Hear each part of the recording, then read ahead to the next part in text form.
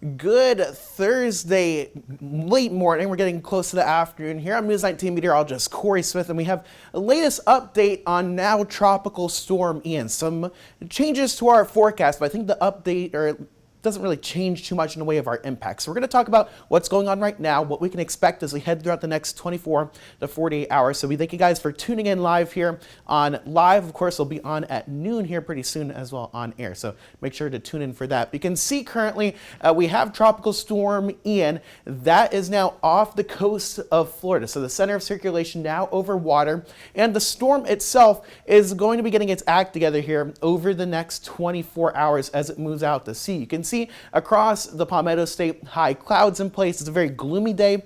We're also on the breezy side. In fact, taking a look at our wind speeds and gusts today, around 10 to 15 miles per hour as we head into the afternoon and the evening, and gusting anywhere from 25 to 35 miles per hour today. So already seeing quite windy conditions outside of the storm before it starts to approach South Carolina as we head into tomorrow. So what we know so far is that we are expecting Ian to get close to Palmetto State as we head into Friday. Rain is going to increase overnight, and I think flooding still the biggest concern for the state overall here in the Midlands. I think things have changed a little bit since really this morning. We only have a 2 to 4 rain amount. That's a little bit lower than what we were talking about earlier on, and that's because he's seen some shifts in the track from the National Hurricane Center, as well as some model guidance changes over the last 12 hours. So let's take a look at the latest track from the National Hurricane Center. This was put out at 11 a.m. Currently 70-mile-per-hour winds, so a little bit stronger than our last advisory, but overall not a very organized system, currently moving to the north-northeast at 9 miles per hour. So still a pretty slow system, but take a look at this. Getting back to hurricane strength as early as this evening, 75 miles per hour. That's going to continue as you get towards landfall, as you head towards about midday to early afternoon tomorrow, somewhere along the South Carolina coast. Now, this cone is getting smaller and smaller as we get a little bit more confident, and that's where we've really started to see at least the shift in the track. Before, this orange line, or the center of the cone, was pretty much right over Columbia. Notice now, shifting towards the east. So that's some good news, I think, for us here in the Midlands. Even though we're seeing a stronger system, when you're on the western side of a storm, you see less rain, and the winds are typically not as bad either. So we're on the better side of the system. The eastern side is where we get a lot of the stronger weather with these tropical systems. So a little bit of an improvement, I think, over what we've actually seen, even though we are expecting a stronger system at landfall as you go towards midday to early afternoon tomorrow. So let's walk through the impacts, what we can expect as we go forward. First off, now tropical storm warnings out for the entire viewing area. That means that we are pretty much expecting the chance of tropical storm force winds across much of the Midlands as you go into tomorrow. And you can see that red right here. That's a hurricane warning out for the entire coast of South Carolina. The possibility of hurricane force winds down at the coast, and anywhere really, I think, mainly from Charleston towards the Grand Strand is where we're going to see the best chance of seeing those hurricane force winds. Here at home, I think the biggest thing we're going to have to watch is just that flash flooding threat still. A moderate risk from the Weather Prediction Center. That means that we're pretty likely to see flash flooding develop. Really, it just depends on where we see these heavier bands of precipitation setting up as you go into tomorrow. So walking you through at least the rain forecast, well, today we can't rule out some light sprinkles here and there with the wind out of the northeast. Temperatures are kept cooler. We're close to 70 degrees as you go into this afternoon. But notice, this is 1 a.m. Starting to see some of that rain from Ian move in from the coast. Some light rain towards Sumter and towards Clarendon counties, Orangeburg as well, seeing some light rain at this point in time, becoming a little bit more widespread. And I think this is the change here, is you're going to notice a shift towards the east. So really towards Sumter County, Clarendon County, and Lee County is where we're going to be seeing, I think, our best bet of seeing heavy rain as well as some stronger winds as we go into tomorrow. So this is 9 o'clock in the morning. Notice not much in the way of rain, at least heavy rain, towards the west of I-77. Towards the east, we're seeing some pretty hefty amounts of rain falling in places like Sumter. That continues as you go towards midday. Temperature is still on the cooler side, mind you. This is midday, and we're sitting in the upper 50s thanks to that north wind. By Friday at 5 p.m., notice we have the center of circulation right near the PD over here towards Florence, and that is a change, a little bit more towards the east. So keeping the worst of the system away from the Midlands. But we're still seeing some rain at this point, and this is where we could see some flash flooding, I think, is in the afternoon hours.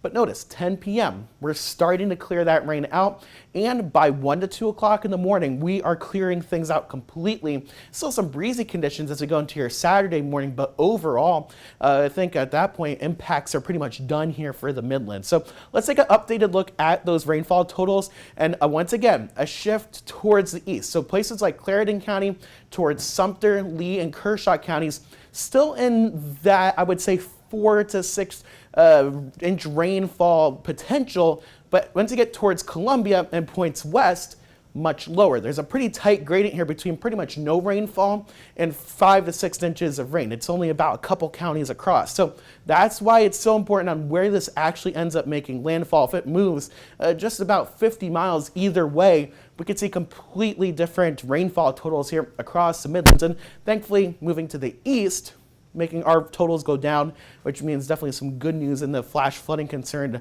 department there. But as for winds, you can see now this is the chance of tropical storm force winds now much higher across the Midlands. I'm going to step out of the frame here, and you can see Clarendon towards Sumter, Lee, and Kershaw, I think, are still the biggest chances of seeing those tropical storm force winds, and there is a very small chance that southern Orangeburg as well as Clarendon County could see a hurricane force gusts as we go tomorrow, but I think overall we're probably going to stay out of that here in the Midlands. It's more about those 40 to 50 to maybe 60 mile per hour winds in portions of the southeastern Midlands.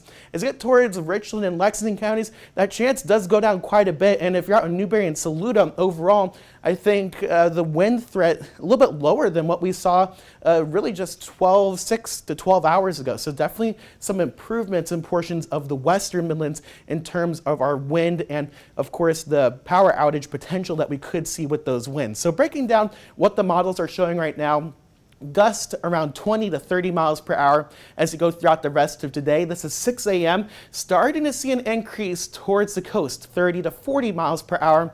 And notice with that more easterly track, those 50s to 60s are off to the east. The only place that really shows up here with those 50 mile per hour plus gusts, Sumter, Clarendon County, Lee County, and extreme eastern portions of Kershaw County. Everywhere else around 20 to 40 mile per hour wind gusts, so a little bit lower than what we were talking about even just this morning. So a lot of improvement for the Midlands, but of course the eastern Midlands still in the thick of things here. We're going to be seeing the chance of those power outages if we see winds like this develop in this part of the Midlands. But by 7 p.m., we're starting to quiet things down. Winds starting to come down as well, and I think by midnight, that wind threat pretty much gone at that point. You can see our gusts. These aren't even sustained winds. Our gusts are 10 to 20 miles per hour, pretty much non-existent as we go into Saturday morning. So the timing, I think, remains the same right now. Currently now through 5 p.m., it's going to just be breezy and cloudy, gusts up to 35 miles per hour. 6 p.m. Thursday through 6 a.m. Friday, so really overnight into early Friday morning, the rain is going to increase, especially east of 77. I think that's really the big change of things, is that most of this is happening east of the interstate towards Sumter, Lee, Kershaw, and Clarendon counties, and that's where we're going to see the gusts of 40 to 50 miles per hour start to show up as we go towards midday Friday and into the afternoon. We're going to clear things out by midnight. I think most of the bad weather gone by about 3 to 4 o'clock in the morning. So as you go into your Saturday, the rain is going to be ending, and a little bit of a breezy setup as we start off your day, but overall, I think the worst of the weather is done by that point. So 7-day forecast going forward, you can see 71 degrees your high temperature today with a 40% chance of rain late tonight. Tomorrow is going to be the main event for the system, and with everything shifting over towards the east a little bit more, we'll just have to keep an eye on that. If the storm starts to move back to the west, we'll see more rain and more wind across the Midlands, but it really looks like the eastern Midlands are where we're going to be seeing the biggest issues as we go into tomorrow in terms of flash flooding potential and power outages. And I think Saturday, for the most part, by midday is looking pretty good. 74 degrees. I think rain will be out of the area. And Sunday and into Monday, we're drying things out and back into the 70s. So that's going over everything that we know about Ian right now. Like I said, we're going to be on at around midday here for another update with what we're going to get from the National Hurricane Center. They've been putting out hourly updates recently, so we'll have a little bit more from them. But we want to thank you guys for tuning in to the latest live stream here. Of course, if you have any questions, any comments, make sure to send those in, and we'll try to answer those here in a little bit. But thanks, guys, for tuning in.